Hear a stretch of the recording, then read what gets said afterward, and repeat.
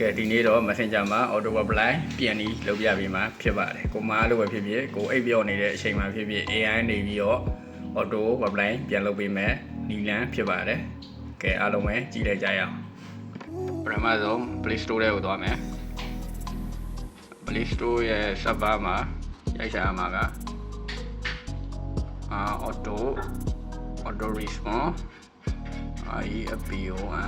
auto response for Facebook Messenger ဆိုတော့ auto response ရိုက်လိုက်ရင်ထိတ်ဆုံးမှာပေါ်တယ် okay အဲ့ဒါလေးနိုင်ပါဒီမှာဒီ software လေးကိုအရင်ဆုံး download အောင်မှာဖြစ်တယ် auto response for Messenger အဲ့ဒါလေးကို download အောင်မှာကျွန်တော်တို့ download ပြီးသားဆိုတော့ download မပြတော့ပါဘူး okay ဒီဟာလေးကို download ဆိုရင် open နှိပ်မယ် okay open နှိပ်လိုက်ဒီမှာ notification ဆိုတဲ့ဟာကို permission တောင်းတယ်အဲ့ဒါကိုအလိုနှိပ်ပေးရမယ် okay နှိပ်ပြလို့ရှိရင်အပေါ်ဆုံးမှာဒီမှာ auto response ဆိုတဲ့ဒီမှာဒီကလုတ်လေးကိုဖွင့်ပေးရမယ် okay အဲ့ဒါဖွင့်ဖို့အတွက်သူက permission ထပ်တောင်းတယ်အဲ့ဒီမှာ permission ဖွင့်ပေးရမယ်နော် auto responder for FM ဆိုတဲ့ဟာကို okay ဒီမှာ low notification access ဆိုတာကိုဖွင့်ပေးလိုက်ပါဖွင့်ပေး okay ဒီမှာသူစက္ကန့်လေးနဲ့ပြထားတယ်အဲ့ဒီမှာokay ဘာလဲမှာညနေ okay နှိပ်ပေးလိုက်ဒါဆိုရင်သူရဲ့ permission ကိုခွင့်ပြုပေးလိုက်ပြီဒါပြီးပြန်ထွက်မယ် okay ဘတ်ထုတ်ရလို့ရှိရင်ဒီမှာအောင်းနားလေးမှာပေါင်းလက္ခဏာလေးရှိတယ်အဲ့ဒီပေါင်းလက္ခဏာလေးကိုထပ်နှိပ်ပေါင်းလက္ခဏာလေးကိုထပ်နှိပ်မယ်နှိပ်ပြဆိုလို့ရှိရင်ဒီမှာကိုကဒီမှာဘာမှမပွင့်ထားသေးဘူးလို့ရှိရင်ဒီမှာ Facebook က Facebook အတွက်လားဘယ်အတွက်သုံးမှလဲ Messenger လားအကုန်လုံးအဲ့ဒါတွေကို open ဖွင့်ပေးရမယ်ကျွန်တော်ဒါဖွင့်ပြီးသားဆိုတဲ့အတွက်ဖြစ်တဲ့အတွက်ကြောင့်မလို့အကုန်လုံးကပွင့်နေရဖြစ်တယ် okay ဖွင့်သွားဆိုရင်ဘတ်ထွက်လိုက်မယ်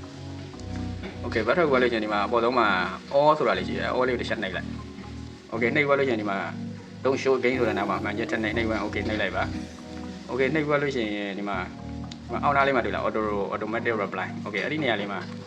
ကိုကြိုက်တဲ့စာသားကိုရေးလိုက်ဥပမာပေါ့ခေတ္တဆောင်ပေးပါခေတ္တဆောင်ပေးပါလောလောဆယ်အလုံးရှုံနေလို့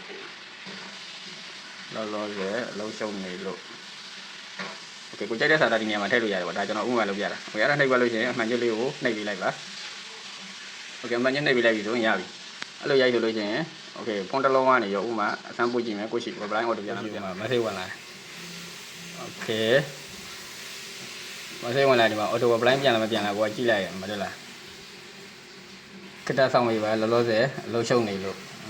သူက AI နဲ့ရော automatic စာပြန်သွားတာဖြစ်ပါတယ်ဒီလောက်ဆိုရင်တော့အားလုံးနားလည်မယ်လို့မျှော်လင့်ပါတယ် okay နားမလည်တဲ့နေရာရှိရင်လည်း Messenger မှာဖြစ်ဖြစ် comment မှာဖြစ်ဖြစ်လာရောက်ပြီးတော့မေးနိုင်ပါတယ်နောက်ထပ်ဤပညာနဲ့ပတ်သက်ပြီးသိချင်တာတွေရှိရင်လည်းအမှတ်မှာရေးခဲ့နိုင်ပါတယ်အားလုံးကိုကျေးဇူးတင်ပါတယ်ဘိုင်ဘိုင်